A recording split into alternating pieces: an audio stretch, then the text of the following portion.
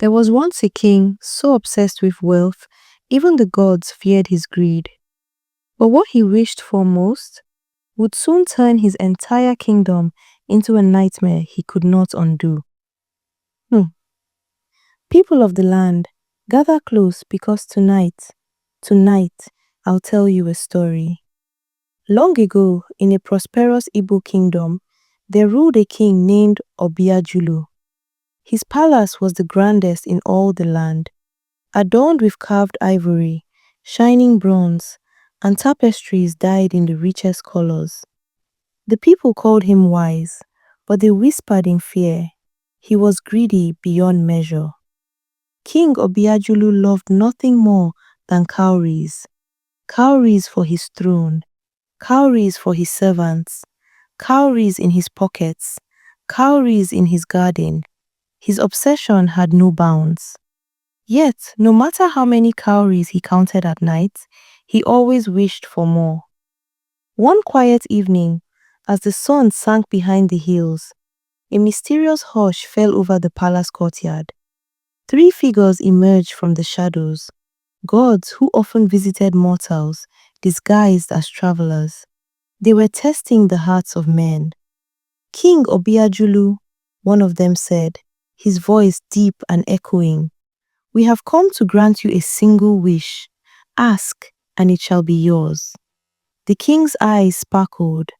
He had long imagined such a moment, though he had never dared hope it would come true. He thought of gold, of lands, of treasures beyond imagining. But then a wicked grin spread across his face. "Very well," Obiajulu said. "I wish that everything I touch turns to cowries." The gods exchanged a glance, as if warning him.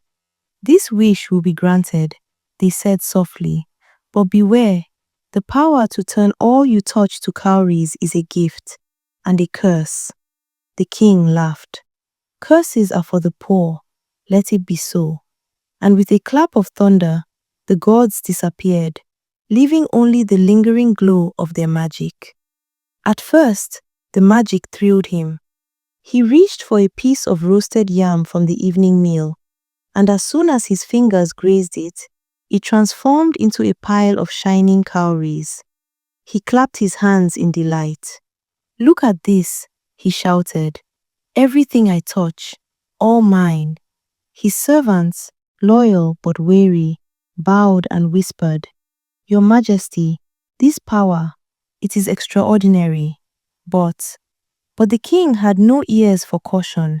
He ran through his palace, touching objects at will. His bronze statues, his ornate bed, even the water in his bath, cowries replaced them all. He laughed until tears streamed down his face. Even the palace guards were not spared. When he reached for the ceremonial sword that had belonged to his ancestors, it became a glittering pile of cowries. His greed knew no limits. But the first shadow of doubt crept in when he tried to eat dinner. Every yam, every fish, every drop of soup turned to cowries the moment his fingers touched them. Starving, he realized that the magic that made him rich had also made him powerless to enjoy anything. He tried to laugh it off. "A small price," he muttered. "Soon, I will have enough cowries to fill every valley and river in Igbo land." As days passed, King Obiajulu's greed spiraled further. He ventured into the market, touching cloths, baskets, and tools, converting them to cowries. Merchants screamed, children cried, and the market emptied, leaving a field of golden cowries glittering under the sun. The villagers, once loyal to their king, grew fearful. "Our king," they whispered, "has lost his mind. He is no longer a man, he is a curse." But the king did not care. His palace was now filled with mountain-high piles of cowries. He thought himself the richest man alive. Yet, when he tried to touch his family, his queen, his children, even his most beloved cat, he froze in horror. As soon as his fingers brushed his wife's hand, she turned into a mound of cowries. His children, his servants, even the cook who had prepared his meals, all became cowries in an instant. For the first time, the king felt a deep, hollow emptiness in his chest. Not the hunger of an empty stomach, but the hunger of a heart that had loved and lost everything. Night fell, and Obiajulu sat alone atop a throne built entirely of cowries, a king in name only. He called out to the gods in despair, "Return my family, return my life, I beg you. I was foolish, I was greedy, but please undo this." The gods appeared, their faces calm but grave. "King Obiajulu," one said, "your wish was granted exactly as you desired. You asked that all you touched turn to cowries. You chose greed over love, wealth over life. Do you now understand the cost?" Tears streamed down the king's face. I do, he sobbed. "I am sorry. I am nothing without those I love." One god stepped forward. "There is a way to undo the curse," he said, "but it will require true sacrifice. You must give away all your cowries to the needy, and only then can you touch life again. Only then can you be truly wealthy." The king agreed without hesitation. He spent years walking from village to village, giving his cowries to those in need, building wells, funding schools, and helping the poor. Slowly, the magic began to reverse. His palace returned to wood and bronze.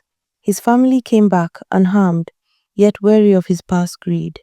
King Obiajulu never touched cowries again, unless to give them away. He learned to value life, love, and laughter above all treasures. His kingdom, once paralyzed by fear, now thrived under a ruler who had tasted both greed and humility. The villagers whispered of the Cowrie King for generations, a warning and a lesson in equal measure. Greed may grant you riches, but it can take everything you hold dear. True wealth is measured not by cowries, but by love, generosity, and the lives you touch. And yet storytellers say, sometimes, late at night, you can hear the faint clinking of cowries in the empty halls of Obiajulu's old palace. Will the greed of a king ever truly die?